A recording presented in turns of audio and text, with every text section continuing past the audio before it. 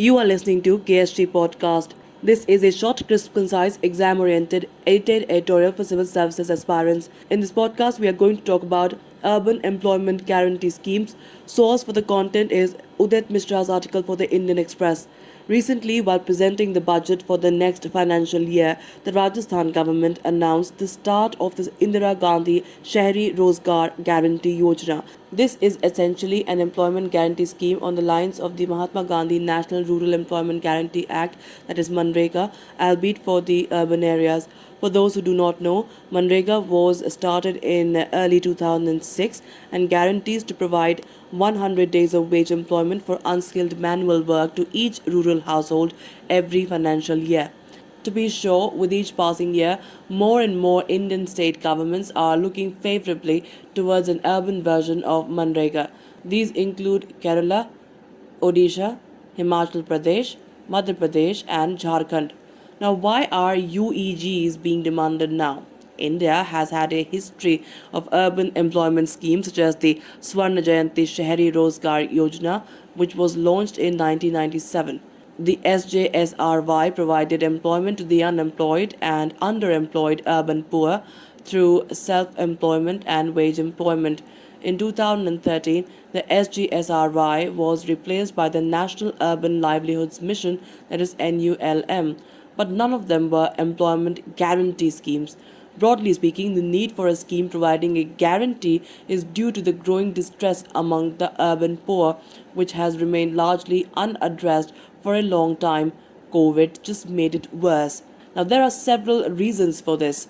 Most unemployment data, be it from the Center for Monitoring Indian Economy or the government's own periodic labor force survey, shows that the unemployment rates are typically higher in urban areas. Add to that fact that, as this analysis from Chrysler revealed, the urban poor are worst affected by India's persistently high inflation. The State of Working India 2019 report by the Azim Premji University researchers states that in addition to this, Indian towns and cities continue to be plagued by the prevalence of low wage, poor quality, informal work. PLFS data show that despite a rise in the prevalence of regular salaried work, just over 50% of the urban workforce remains either self employed or in casual wage work. Making matters worse is the fact that most of the government schemes providing relief, be it from the union government or state, prioritize rural unemployment and poverty. A good example is the existence of MNREGA. Yet another example is the Prime Minister Garib Kalyan Rozgar Abhiyan. This was launched on 20th of June 2020 with an allocation of 50,000 crore rupees to boost employment and livelihood opportunities for migrant workers returning to villages in the wake of the COVID outbreak. Now, what should be the design of a UEG? On the face of it, most UEGs appear to be a mere extension of MNREGA to the urban areas. For instance, Odisha's scheme, which was launched in April 2020 as a response to the COVID shock, states the government has decided to implement UWEI for enabling the poor, who are mostly working in the informal sector, to get immediate wages by execution of labor intensive projects. According to reports on Himachal's MMSAGY, aims to provide at least 100 days of guaranteed employment to every household in the urban areas. Jharkhand's scheme too provides guaranteed 100 days of wage employment within a financial year. Madhya Pradesh provides a stipend of 4,000 rupees per 30 days for a maximum of 100 days in a financial year. But this stipend is only for those between the ages of 21 and 30.